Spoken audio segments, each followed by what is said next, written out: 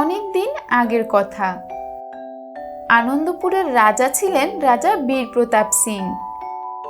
বীরপ্রতাপ সিং ছিলেন খুবই ভালো মনের মানুষ এবং একজন সুশাসক।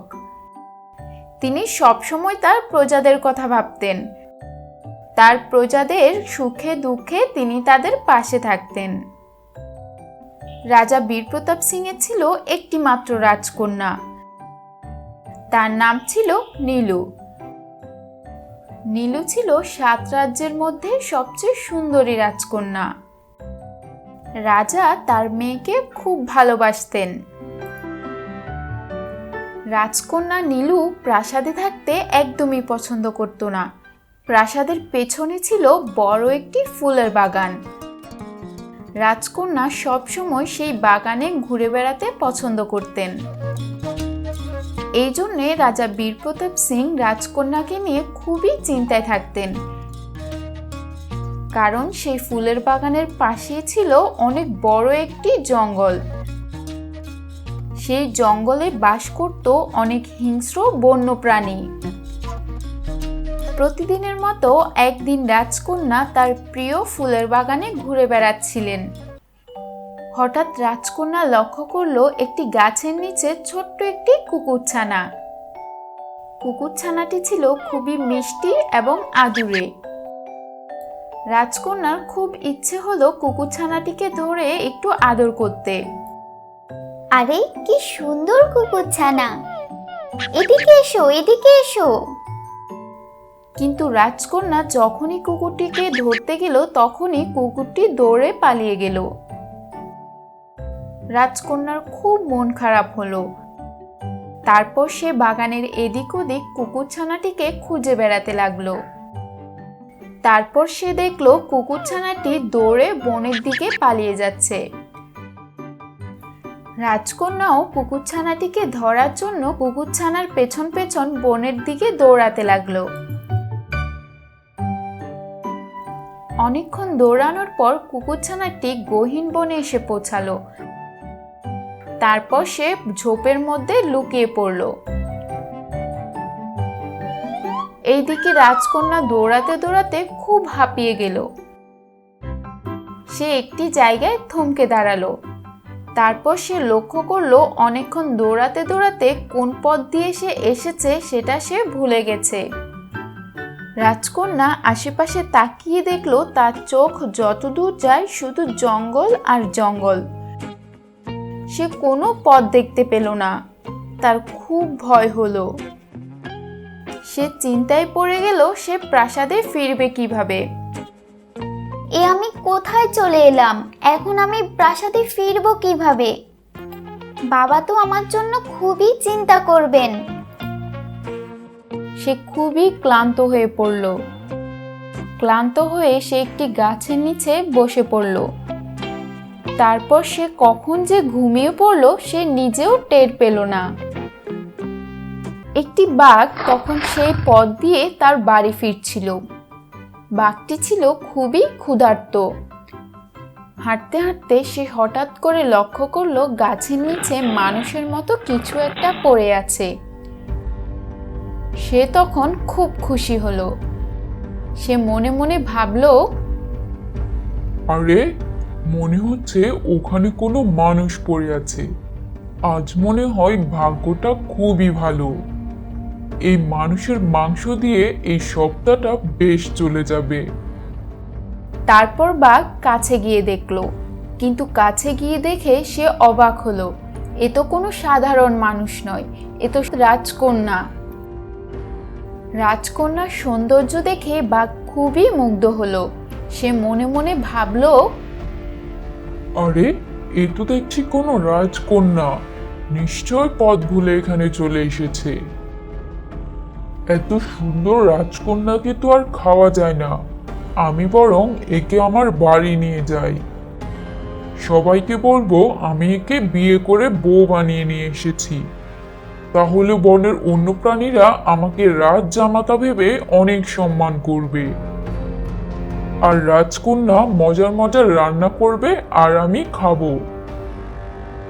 ঠিক তখনই রাজকন্যার ঘুম ভেঙে গেল। সে বাঘকে দেখে খুবই ভয় পেয়ে গেল।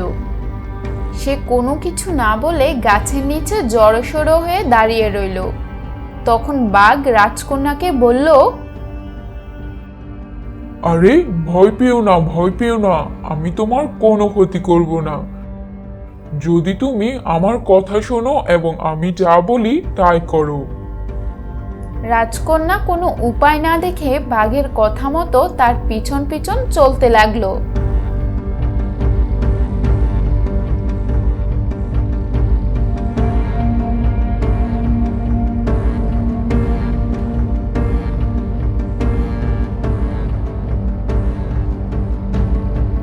তারপরে দুষ্ট বাঘ জঙ্গলের পশু পাখিদের বলে বেড়াতে লাগলো সে বিয়ে করে রাজকন্যাকে বউ বানিয়ে তার বাড়িতে নিয়ে এসেছে। সে তার বন্ধু পশু পাখিদের তার বাড়িতে নিমন্ত্রণ করলো তার বউ দেখে যাওয়ার জন্য। শোনো শোনো, সবাই শোনো, আমার সাথে রাজা তার মেয়েকে বিয়ে দিয়েছে। আমি এখন রাজজামাতা। আমার বাড়ি গিয়ে সবাই আমার বউ দেখে এসো। তোমাদের সবাইকে নিমন্ত্রণ করে গেলাম। তারপরে সব পশু পাখিরা এসে বাঘের বাড়িতে উপস্থিত হলো। সবাই তো রাজকন্যাকে দেখে খুবই অবাক হলো। তারা ভাবতে লাগলো এত সুন্দর একটি রাজকন্যাকে কেনই বা রাজা একটি বাঘের সাথে বিয়ে দিল। বাঘের নিমন্ত্রণে কুকুরছানাটিও বাঘের বাসায় এসে উপস্থিত হলো। কুকুরছানাটি রাজকন্যাকে দেখা মাত্রই তাকে চিনতে পারল। তারপর সে পুরো বিষয়টি বুঝতে পারল। বাঘ রাজকন্যাকে ভয় দেখিয়ে তার বাড়িতে নিয়ে এসেছে। তার খুব মন খারাপ হলো। সে মনে মনে ভাবতে লাগলো, আরে এই তো দেখছি সেই রাজকন্যা যে আমার পিছু পিছু জঙ্গলে এসেছিল।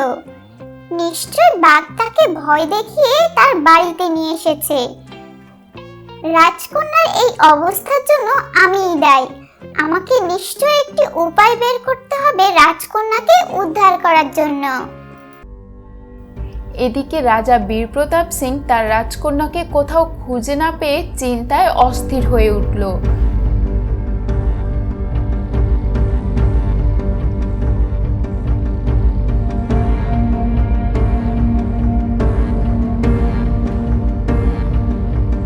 সে পুরো রাজ্য এবং জঙ্গলে লোক পাঠিয়ে রাজকন্যাকে খোঁজার ব্যবস্থা করলো। এইদিকে কুকুরছানাটি বাঘের কাছ থেকে রাজকন্যাকে উদ্ধার করার জন্য একটি বুদ্ধি বের করলো। সে দৌড়াতে দৌড়াতে বাঘের বাসায় গিয়ে উপস্থিত হলো। তারপর বাঘ তাকে জিজ্ঞেস করলো, কি হয়েছে কুকুরছানা, তুমি এত দৌড়াচ্ছ কেন? আর বলো না, নদীর পাড়ে অনেকগুলো হরিণের পাল এসেছে। তারা আমাকে ধরার জন্য তাড়া করছে। আমি কোনো মতে তাদের হাত থেকে বেঁচে আসলাম। কুকুরছানার কথা শুনে বাঘের খুব লোভ হলো। সে হরিণের মাংস খাওয়ার লোভ একদমই সামলাতে পারল না। এই সুযোগটা কোনোভাবেই হাতছাড়া করা যাবে না।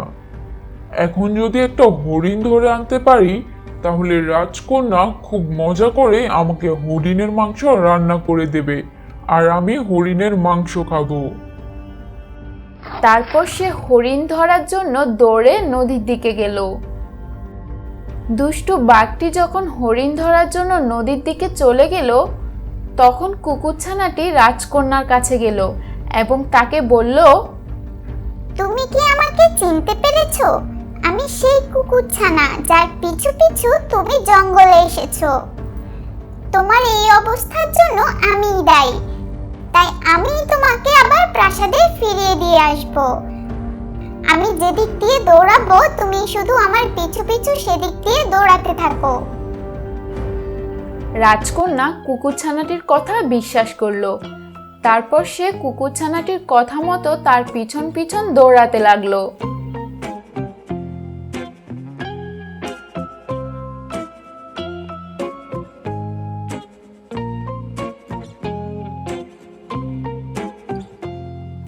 দৌড়াতে দৌড়াতে কুকুরছানা এবং রাজকন্যা সেই আগের জায়গায় এসে উপস্থিত হলো, যেখানে রাজকন্যা প্রথম কুকুরছানাটিকে দেখতে পেয়েছিল, রাজপ্রাসাদের বাগানে।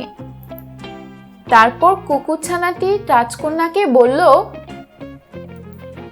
দেখো তোমার প্রাসাদ চলে এসেছে।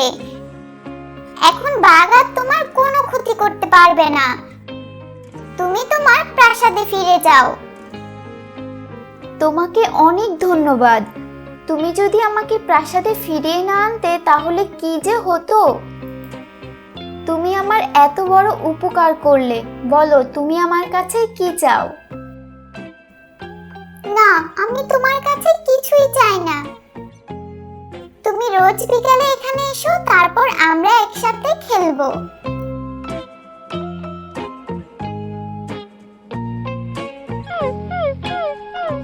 তারপর রাজকন্যা তার প্রাসাদে ফিরে গেল।